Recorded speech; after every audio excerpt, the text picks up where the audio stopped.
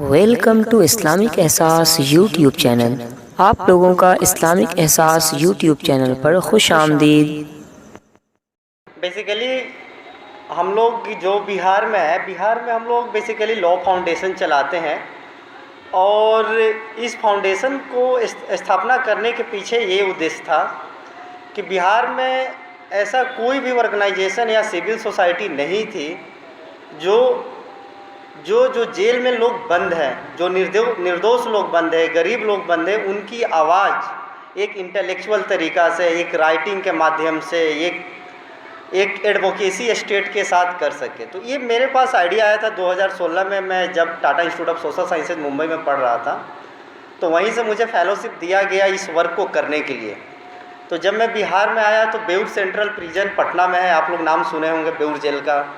तो उसमें गया तो ऐसे बहुत सारे कैदी मुझे मिले जो खास करके गरीब परिवार से थे, दलित थे, कुछ आदिवासी का बहुत कम ही संख्या था, खास करके पिछड़े कम्युनिटी से थे, कुछ पसमानदा मुस्लिम्स थे, माइनॉरिटी कम्युनिटी से थे। जब उनकी सज़ा 2 साल का है, 1 साल का है, लेकिन वो रह रहे हैं 3 साल से। जिनको 2 महीना में छूटना चाहिए था वो 6 महीना 6 महीना जेल में रह रहे हैं, 1 साल जेल में रह रहे हैं। तो ये क्या हो रहा था कि उनको ये पता नहीं था कि हमारा राइट्स क्या क्या है एज ए प्रिजनर्स को लेकर के। तो जो हम लोगों ने एक प्लान बनाया कि हम लोग इसी पे काम करेंगे। तो मैं तो पहले एक इंडिविजुअल ही काम शुरू किया था, अकेला ही। फिर साथ में हमारे साथ एडवोकेट्स, प्रो बोनो एडवोकेट्स जुड़े और 2019 में एक लॉ फाउंडेशन बनाया। और अभी करीब करीब हम लोग पटना में 10 लोग हैं और पटना के सभी जेलों में काम कर रहे हैं। फुलवाड़ी हो गया, बाढ़ हो गया, बेउर जेल हो गया, दानापुर जेल हो गया, मसौढ़ी जेल हो गया, और हम लोग इस मंथ से आरा डिस्ट्रिक्ट जेल में भी हम लोगों ने काम शुरू किया।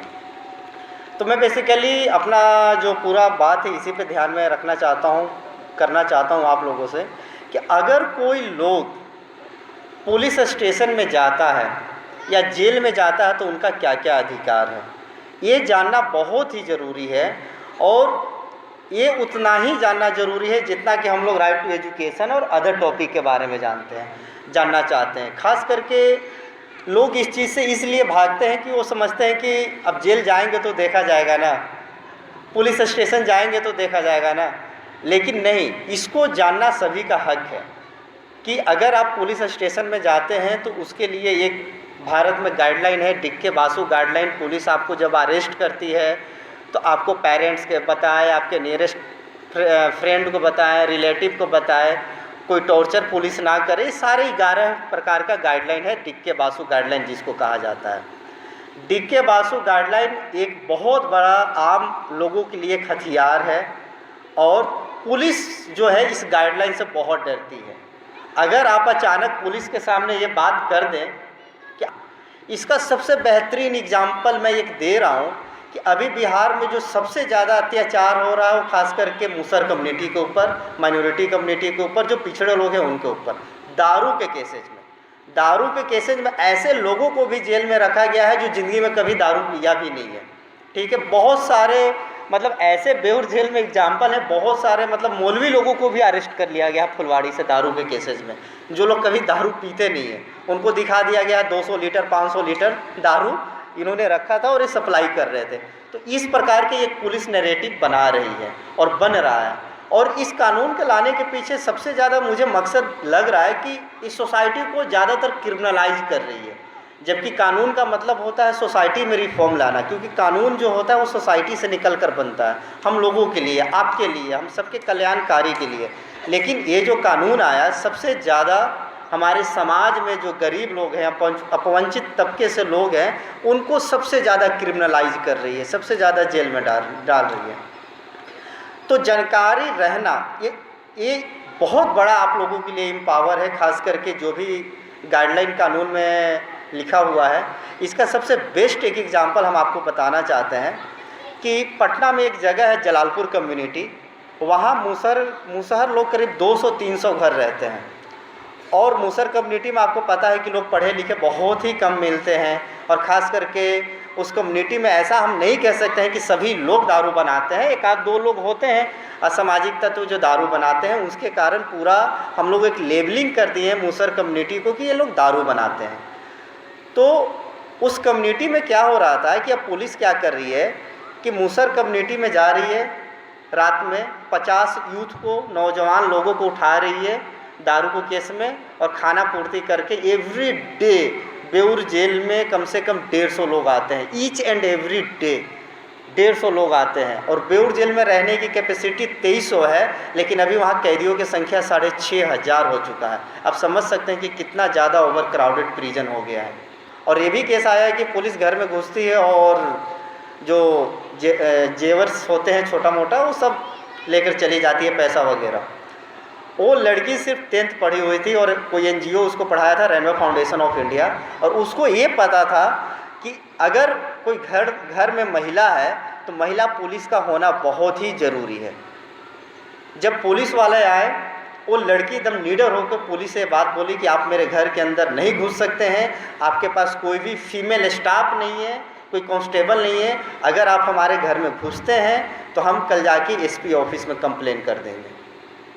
पता उसके बाद क्या हुआ? सारे घर में पुलिस घुसा, सिर्फ उस लड़की के घर में पुलिस नहीं घुसी, सिर्फ एक छोटी सी जानकारी। तो आप समझ सकते हैं कि लॉ की जानकारी होना बहुत ज़रूरी है। लॉ कोई बहुत लेंदी नहीं है, लॉ के वकीलों ने लेंदी बना दिया गया है। कहा जाता है कि भारत का संविधान और कानून जो है वकीलों का स्वर्ग है, समझ गए? तो इसको कॉम्प्लिकेटेड बना भी दिया गया है। कुछ चीज़ें हैं जो हम लोग को करना चाहिए, जैसे DK बासु गाइडलाइन है, लीगल एड क्या होता है, मुफ्त में कैसे लीगल एड लें, उसको हिंदी में हम लोग को एक बोर्ड बनाना चाहिए और कहीं ना कहीं कम्युनिटी में लगाना चाहिए। जैसे ये काम लॉ फाउंडेशन हम लोगों ने शुरू कर दिया है कि हम लोग मूसर कम्युनिटी में ये सब काम कर रहे हैं कि एक महिलाओं को क्या क्या अधिकार है, और एक आदमी को अरेस्ट किया जाता है, पुलिस अरेस्ट करती है तो क्या क्या अधिकार है। ये सारा चीज़ को हम लोग हिंदी में बना करके कम्युनिटी में लगाने की कोशिश कर रहे हैं, क्योंकि आपकी जानकारी ही आपको बचा सकती है सारे चीज़ों से।